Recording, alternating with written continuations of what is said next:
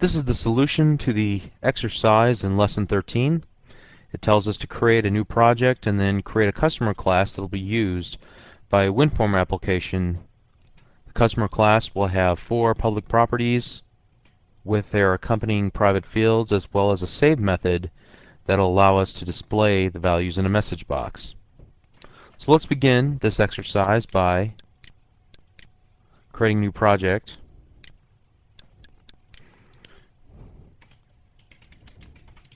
In the Lesson 13 folder.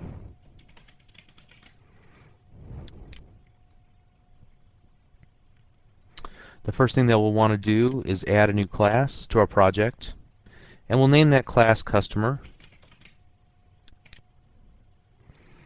And then we'll want to create 4 private fields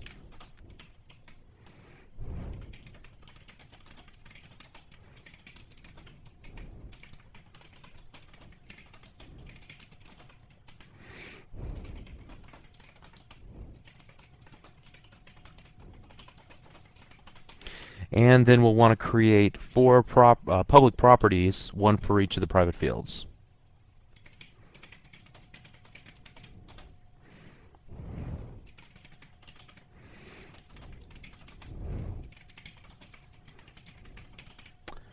Now in this case we won't do any validation, but it's still a good practice to go ahead and use public properties as opposed to public fields.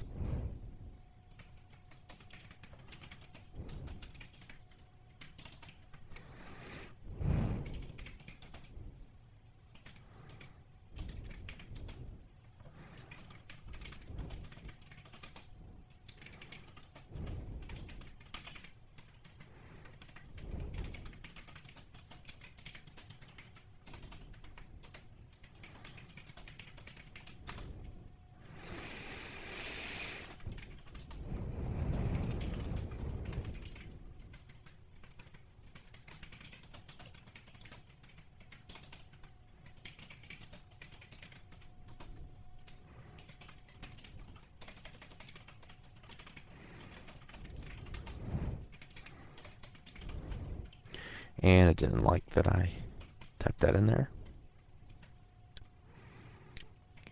And the reason why it's blocking right now is because there's already a value called company name, and I didn't use the m underscore nomenclature for the company name private field, so that's why it gave us that problem there.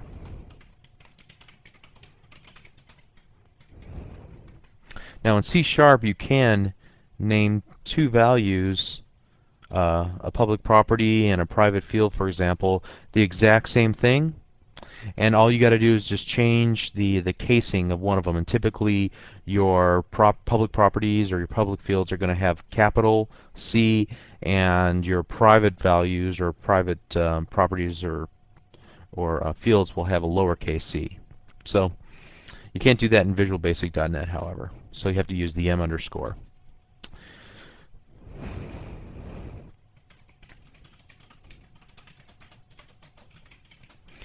And then finally we're going to have a public function, or rather I think we can just get by with a public sub save. And let me also suggest that for the purpose of this lesson here, it's okay to go ahead and put a message box in your classes, but when you go to design your applications, you should leave all user interface components out of your classes, because what if we were to use this class in a web application? You can't pop up a message box in a web application, so you obviously wouldn't want to put any visual or graphical user interface type of things in a class. This is for the purpose of illustration, so we're going to go ahead and allow this to happen this time, but I just want you to be aware that that's not a best practice or even a good idea.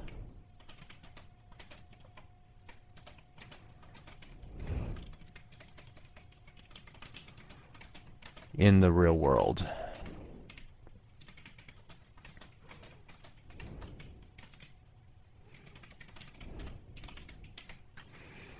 Alright, so we've got that. Now the next thing we're to do is to create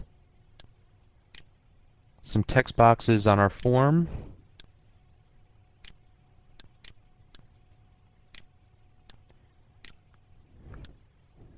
I'm going to put some labels as well.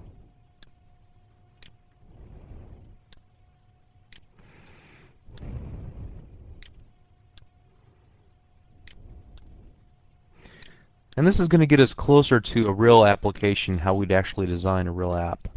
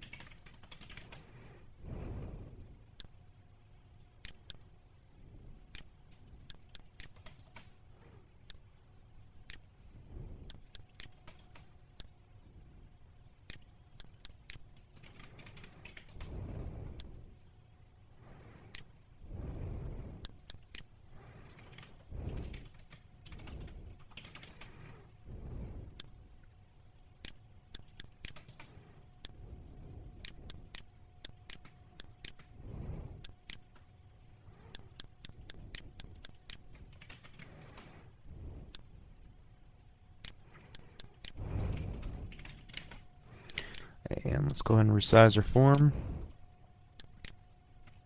Now ideally what we would do in a real application once we click the BT and save is that we would first of all perform a little bit of validation, but also secondly we wouldn't just display a message box. We'd actually attempt to save values into a database or maybe an XML file. In this example, however, we're just going to display a message box because we haven't talked yet about any of these other ways of interacting with databases or with files on our file system. So let's first of all dim new customer.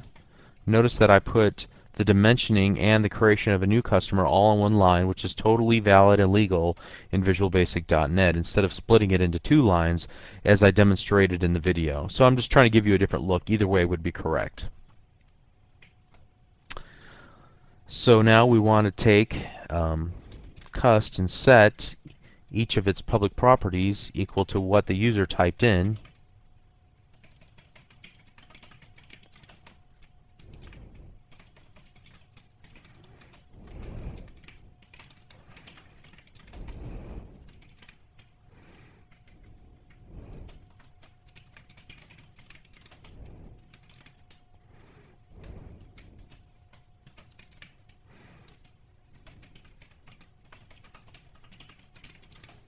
And then finally, we'll call the save method. So let's run our application. And let's see where we made a mistake. Looks like a simple spelling mistake. Alright, looks like we're good to go now.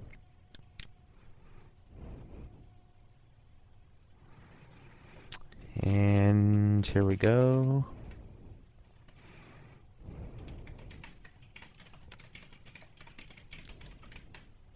And we'll click the Save button. Bob Tabor, CEO of LearnVisualStudio.net. So, I think with that we have successfully solved the exercise for Lesson 13. Hope you got close. Good luck.